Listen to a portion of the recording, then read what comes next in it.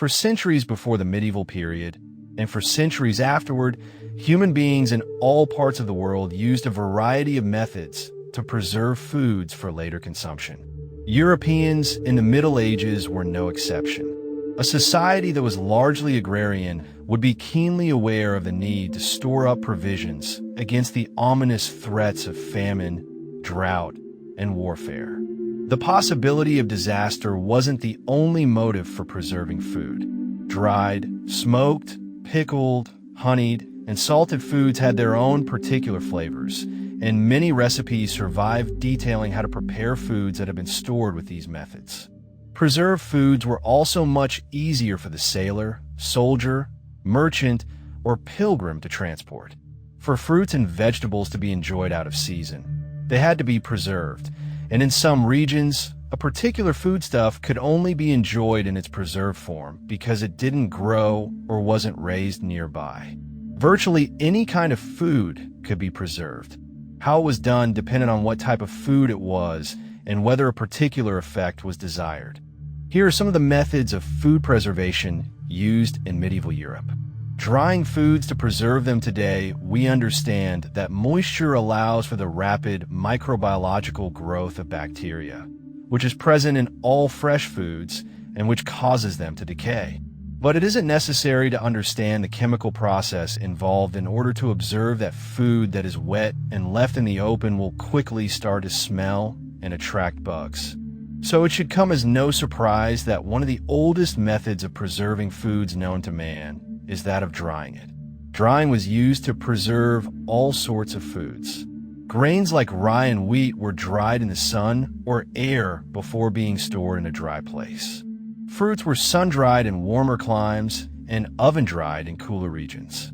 In Scandinavia, where temperatures were known to plunge below freezing in the winter, cod known as stockfish were left out to dry in the cold air, usually after they were gutted and their heads were removed.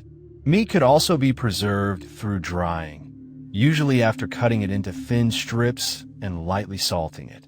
In warmer regions, it was a simple matter to dry meat under the hot summer sun, but in cooler climates, air drying could be done at most times of the year, either outdoors or in shelters that kept away the elements and flies. Preserving foods with salting was the most common way to preserve virtually any type of meat or fish, as it drew out the moisture and killed the bacteria.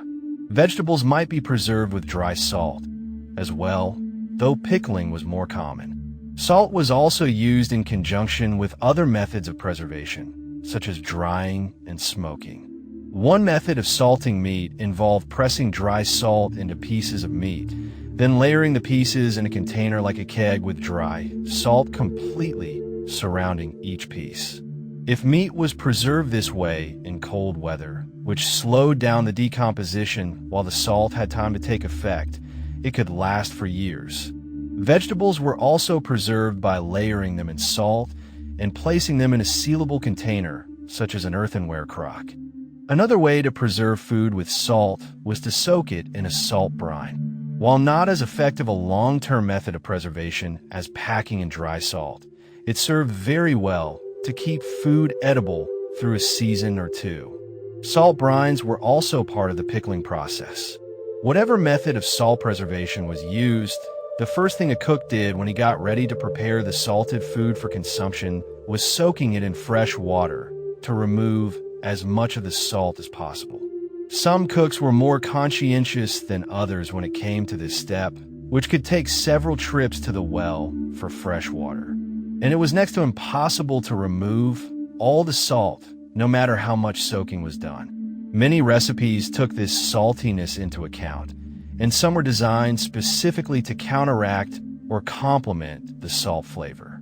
Still, most of us would find preserved medieval food much saltier than anything we're used to today. Smoking meat and fish smoking was another fairly common way to preserve meat, especially fish and pork. Meat would be cut into relatively thin, lean strips, immersed briefly in a salt solution, and hung over a fire to absorb the smoke flavoring as it dried slowly. Occasionally, meat might be smoked without a salt solution, especially if the type of wood burned had a distinctive flavoring of its own. However, salt was still very helpful because it discouraged flies, inhibited the growth of bacteria, and hastened the removal of moisture. Pickling foods, immersing fresh vegetables and other foods in a liquid solution of salt brine, was a fairly common practice in medieval Europe. In fact, although the term pickle didn't come into use in English until the late Middle Ages, the practice of pickling goes back to ancient times. Not only would this method preserve fresh food for months so that it could be eaten out of season, but it could infuse it with strong, piquant flavors. The simplest pickling was done with water, salt, and an herb or two, but a variety of spices and herbs, as well as the use of vinegar, verjuice, or after the 12th century lemon, led to a range of pickling flavors. Pickling might require boiling the foods in the salt mixture, but it could also be done by simply leaving the food items in an open pot, tub, or vat of salt brine with the desired flavorings for hours and sometimes days. Once the food had been thoroughly infused by the pickling solution, it was placed in a jar, crock, or another airtight container, sometimes with a fresh brine, but often in the juice in which it had marinated.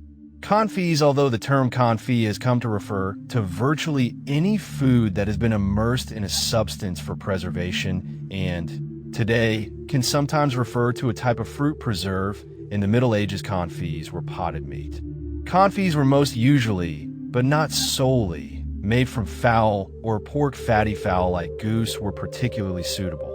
To make a confit, the meat was salted and cooked for a very long time in its own fat, then allowed to cool in its own fat.